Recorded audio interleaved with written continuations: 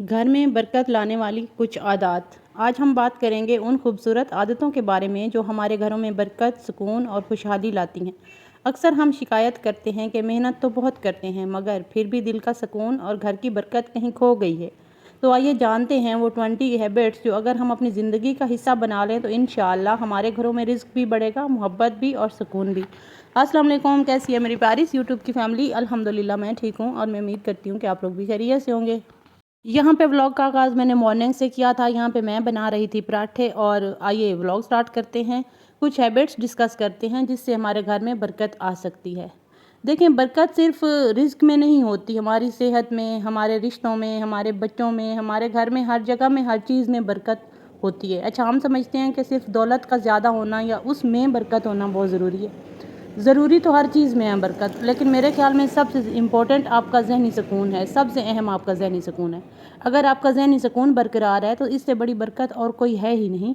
لیکن کچھ ہیبٹس ہوتی ہیں جو ہم اپنی لائف میں شامل کر کے اپنے گھر میں برکت لا سکتے ہیں۔ تو آئیے ڈسکس کرتے ہیں۔ پہلی عادت، نماز کی پابندی۔ سب سے پہلی اور سب سے اہم عادت ہے نماز۔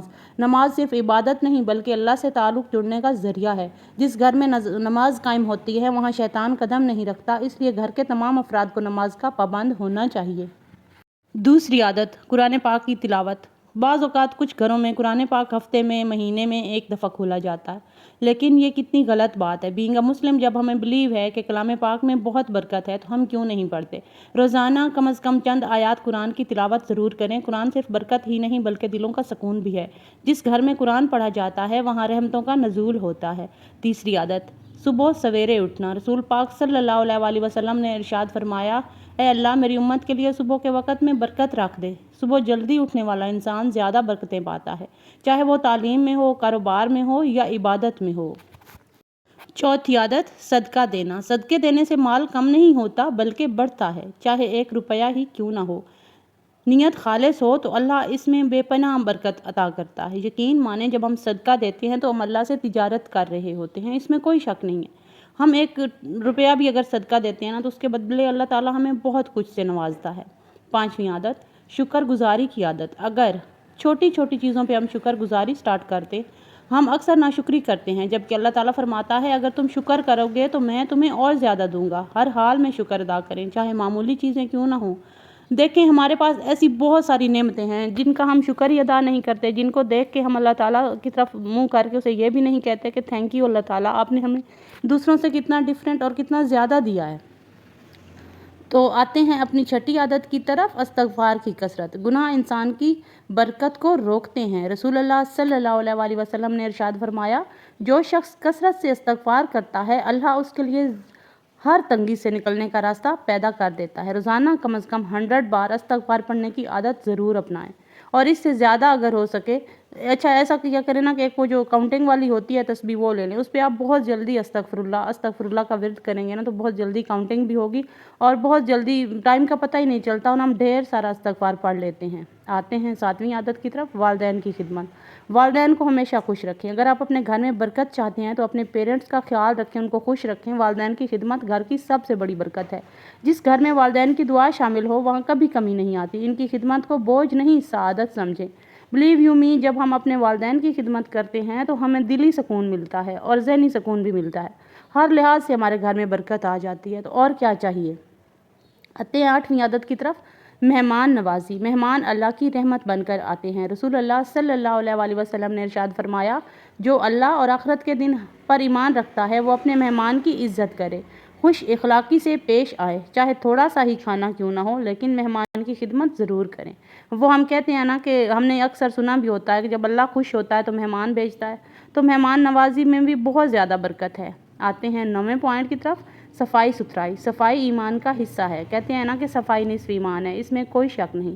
جس گھر میں صفائی ہوتی ہے وہاں روحانی اور جسمانی برکتیں آتی ہیں۔ گھر کو ہمیشہ خوشبودار اور منظم رکھیں۔ 10ویں عادت، رزق حلال۔ حرام ذرائع سے کمائی ہوئی دولت میں کبھی برکت نہیں ہوتی، چاہے تھوڑا کمائیں مگر حلال کمائیں۔ اللہ تعالیٰ حلال کمائی میں سکون اور خیر ڈال دیتا ہے۔ 11ویں عادت، گھر میں سلام کا رواج کریں۔ گھر میں داخل ہوتے وقت السلام علیکم کہنا سنت ہے، یہ لفظ رحمت اور محبت پھیلاتا ہے۔ بچوں کو بھی یہ عادت سکھائیں کہ گھر میں داخل ہوتے ہی سلام کریں۔ 12ویں عادت، جھوٹ سے پرہیز۔ جھوٹ انسان کی عزت اور برکت دونوں ختم کر دیتا ہے۔ سچ بولنے والے کے چہرے پر نور ہوتا ہے اور دل میں سکون ہوتا ہے۔ 13ویں عادت، غیبت سے اجتناب۔ غیبت گھر کے ماحول کو زہریلا کر دیتی ہے۔ کسی کو برائی کرنے سے اپنی نیکیوں کا نقصان ہوتا ہے۔ گھر میں ایسی باتوں سے مکمل پرہیز کریں۔ 14ویں عادت، وقت کی پابندی۔ جو شخص وقت کی قدر کرتا ہے اللہ اس کے کاموں میں برکت ڈال دیتا ہے۔ وقت ضائع کرنا دراصل زندگی ضائع کرنا ہے۔ 15ویں عادت، گھر والوں کے ساتھ محبت۔ رسول اللہ صلی اللہ علیہ وسلم نے ارشاد فرمایا، تم میں بہترین وہ ہے جو اپنے گھر والوں کے ساتھ بہتر ہے۔ محبت، مسکراہٹ اور نرم لہجہ یہ سب گھر کی برکت بڑھاتے ہیں۔ 16ویں عادت، گھر میں درود شریف پڑھنا۔ درود شریف پڑھنے سے رحمت کے دروازے کھل جاتے ہیں۔